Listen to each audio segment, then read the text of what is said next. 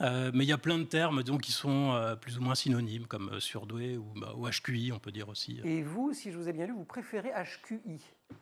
Disons comme il y a C'est-à-dire QI comme quotient intellectuel, haut quotient voilà, c'est ça. intellectuel. Il y a beaucoup de discussions en fait sur la bonne définition. Ouais. Quand on dit haut potentiel intellectuel, au moins HQI, ça veut dire haut quotient intellectuel, ça veut dire haut QI. Donc là, Donc c'est c'est un purement truc descriptif. objectif. Et Ouais. comme c'est la définition qu'on prend habituellement, disons, ça me paraît le plus simple. Justement, les tests de QI, ça indique quoi au juste? Ça mesure une sorte de compétence générale, alors on peut appeler ça l'intelligence.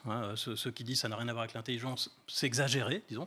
Mais c'est vrai que c'est l'intelligence dans un certain sens. Certains psychologues parlent plutôt de facteur G, ça c'est un terme très général. Ça, G, vous allez c'est nous général. définir le facteur G. Ben voilà. Voilà, ça veut dire facteur Allez-y. général d'intelligence. D'accord. Donc c'est Ça redonne une espèce de prédisposition à comprendre les choses plus rapidement et mieux voilà, que les c'est autres. ça.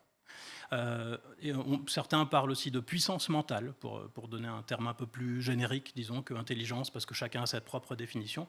Et pour dire quand même les limites du QI, par exemple, il y a certaines choses comme la créativité, qu'on aimerait bien faire rentrer dans l'intelligence et qui ne sont pas bien mesurées par le QI, ou bien l'intelligence émotionnelle aussi, c'est Oui, pas alors on a très bien bien parlé mesuré. les HQE, Voilà, les hauts certains parlent de quotients HQE. émotionnels. Ouais. Voilà, pour l'instant, il n'y a pas beaucoup d'études sérieuses sur ces questions, mais Mais ce sont des dimensions qui existent et oui, qu'il oui, faut tout prendre à en fait. considération. Et ce QI, quand on regarde les résultats des tests de QI dans la population, ça forme ce qu'on appelle une courbe de Gauss, une courbe en cloche. Oui. C'est-à-dire très peu de personnes qui ont un QI très mauvais, très peu de personnes également qui ont un QI très élevé et une distribution du reste de la population.